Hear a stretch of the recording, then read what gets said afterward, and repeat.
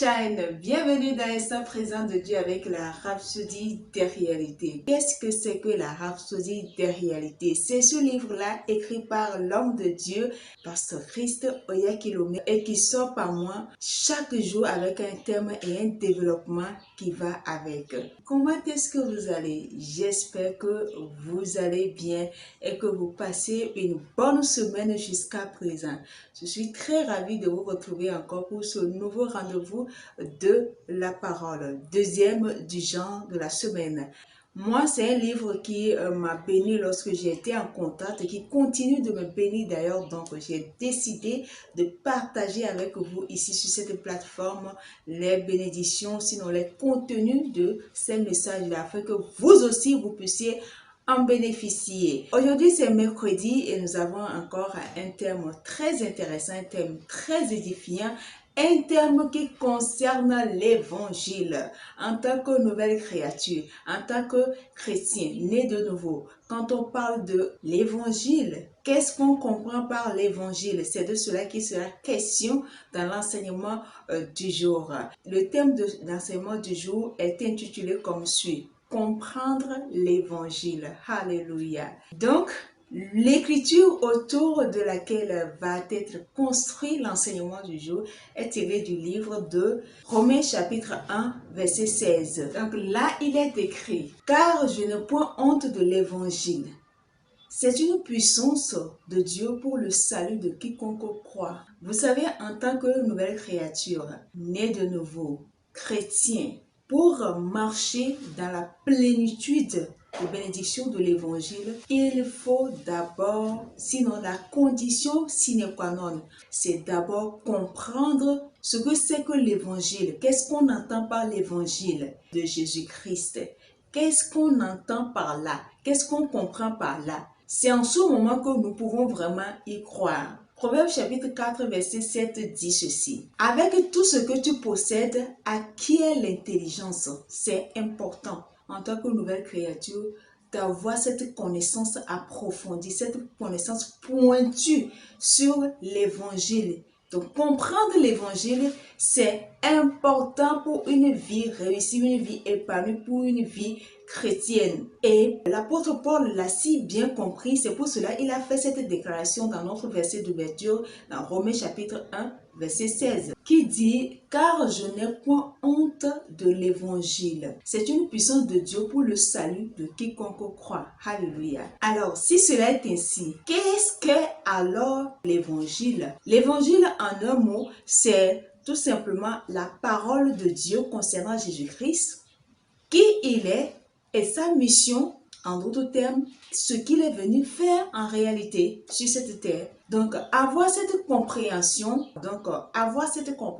pour nous en tant que nouvelle créature, en tant qu'enfant de Dieu, c'est impératif pour vivre une vie chrétienne. Sans cela, on va être vacillé, on vivra une vie chrétienne à tâtons, on sera en train de faire des choses qui, en réalité, nous ne devons pas faire en tant que chrétien. Et Jésus même l'a si bien illustré à travers la parabole du semeur qui est allé semer, et pendant qu'il semait, des graines sont tombées au bord du chemin et les oiseaux du ciel sont venus les prendre. Donc si nous poursuivons la lecture dans l'interprétation de Jésus lui-même, il dit que la semence est la parole de Dieu, et il a poursuivi en disant que les graines qui sont tombées le bord du chemin sont ceux qui entendent la parole de Dieu et ne la comprennent pas. Parce qu'ils ne la comprennent pas, le diable profite de ça. Il vient maintenant pour enlever la parole qui a été semée dans leur cœur. Si vous lisez Marc chapitre 4, verset 15, vous allez trouver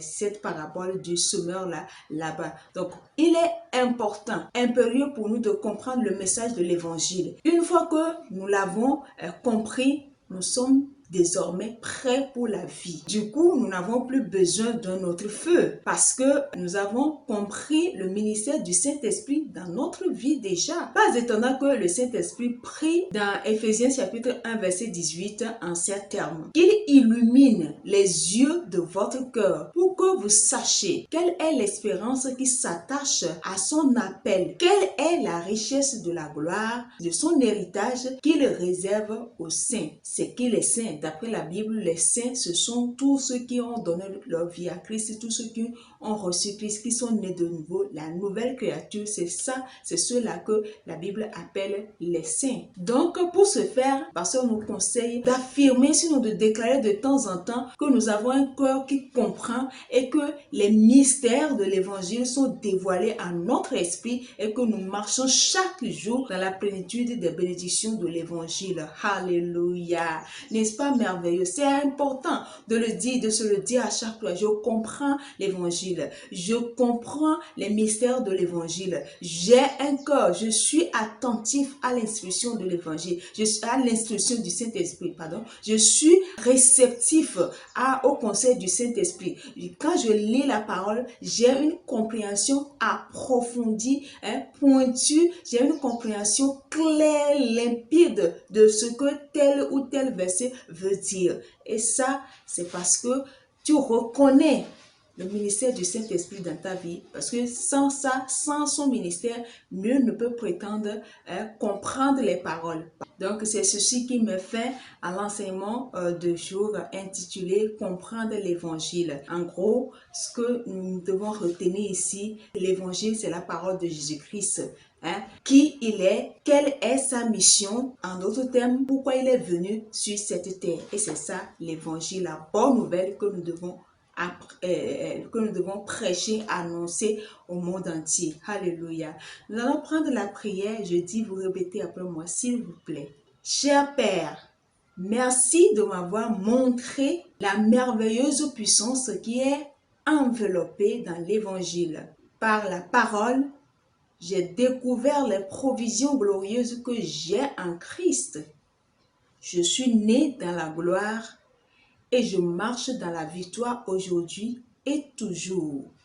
Et je suis inspiré pour partager cette bonne nouvelle avec tout le monde au nom de Jésus. Amen. Alléluia. Pour une étude approfondie à l'enseignement du jour, vous allez relire encore notre verset d'ouverture, Romains chapitre 1, verset 16 et 2 Timothée chapitre 1. Maintenant, pour une étude de la Bible, en un an, vous allez lire Romains chapitre 12, verset 1 à 16 et Psaume chapitre 85, chapitre 86, chapitre 87 et chapitre 88. Les 4 chapitres, vous les lisez. Alléluia.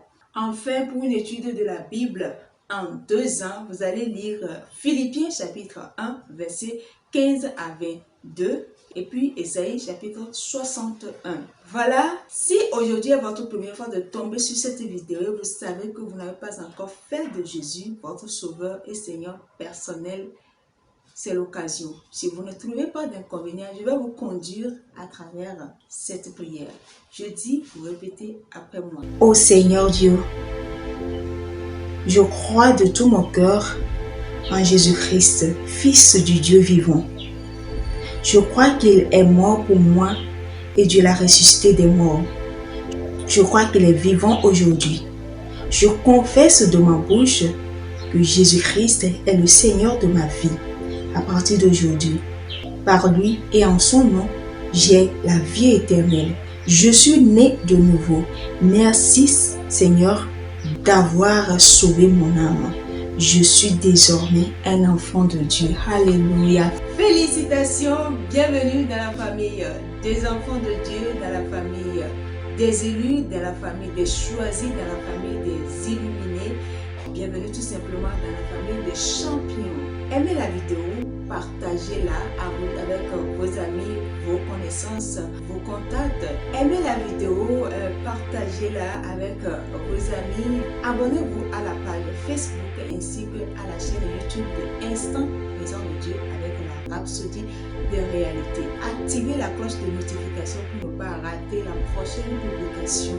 Bien évidemment, laissez des commentaires, je ne cesserai de le dire, des commentaires et des suggestions pour plus d'amélioration à ce rendez-vous. Si Jésus tarde à revenir, je vous donne rendez-vous sur vendredi prochain.